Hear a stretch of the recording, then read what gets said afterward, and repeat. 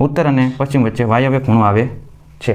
ખાસ યાદ રાખજો કે નકશામાં એક જ દિશા દર્શાવેલી હોય છે, તે છે નકશામાં કઈ દિશા દર્શાવેલી હોય છે। 2024 CETના પેપરમાં આ પ્રશ્ન પૂછાઈ ગયો। દિશાને લગતા પ્રશ્નો દરેક પરીક્ષામાં પૂછાતા જ રહેશે અને CETની પરીક્ષામાં તો પૂછાય જ છે। એટલે પહેલાં તો આપણે દિશાઓને ક્લિયર કરવી, ત્યારબાદ 4 ખૂણાઓને ક્લિયર કરવી, પછી બીજા વિડીયોમાં એને લગતા જે પ્રશ્નો છે એને સોલ્વ કરવાની એક રીત આપણે જોઈશું। તો શરૂ કરીએ દિશાઓનો વિડીયો।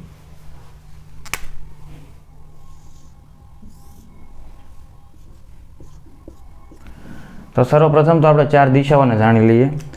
પ્રશ્ન પૂછાણો તો એ રીતના કે ભાઈ નકશામાં કઈ દિશા દર્શાવેલી હોય છે, તો ભાઈ નકશામાં એક જ દિશા દર્શાવેલી હોય છે અને તે છે ઉત્તર।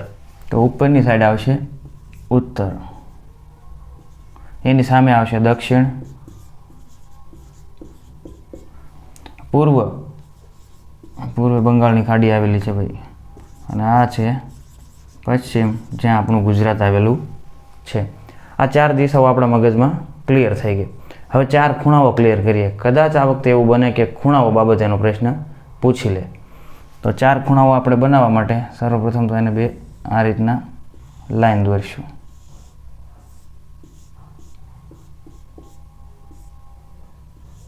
ઓકે, હાલો થઈ ગયું, પેન બદલી નાખું। તો ભાઈ ખૂણાઓ યાદ રાખવા માટે હમણાં સૂત્ર આપું છું, તો પહેલાં લખી લેવી।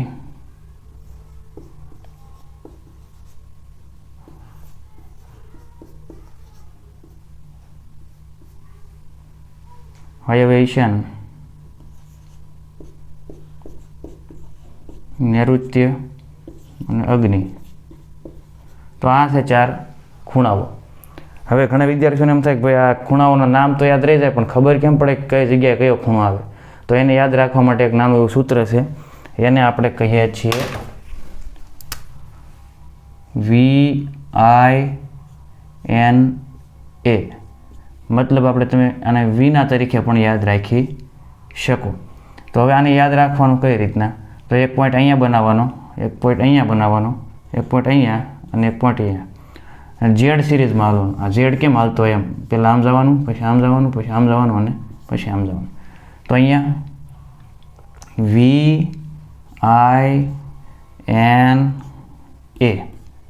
VINA, વીથી યાદ આવે આપણને વાયવ્ય, આઈથી યાદ આવે ઈશાન, એનથી યાદ આવે નૈઋત્ય અને એથી યાદ આવે અગ્નિ। તો આ થઈ ગઈ 4 દિશાઓ અને તેના 4 ખૂણાઓ। જો આ સૂત્ર યાદ રહી જાય તો આરામથી તમને આ 4 ખૂણાઓ પણ યાદ રહી જાય। હજે દિશાઓના અંગ્રેજી નામ પણ ઘણીવાર પૂછાઈ જતા હોય। તો ઉત્તર દિશાને કહેવાય નોર્થ, દક્ષિણને કહેવાય સાઉથ, પછી પૂર્વને કહેવાય ઈસ્ટ અને અહીંયા પશ્ચિમને કહેવાય વેસ્ટ। બરાબર। હવે આની સિવાયનું પણ પૂછીએ કે ભાઈ ઉત્તર પૂર્વની વચ્ચે કયો ખૂણો આવે છે?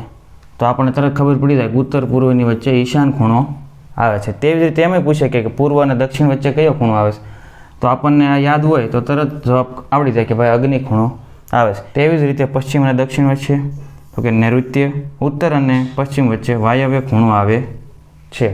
ખાસ યાદ રાખજો કે નકશામાં એક જ દિશા દર્શાવેલી હોય છે અને તે છે ઉત્તર।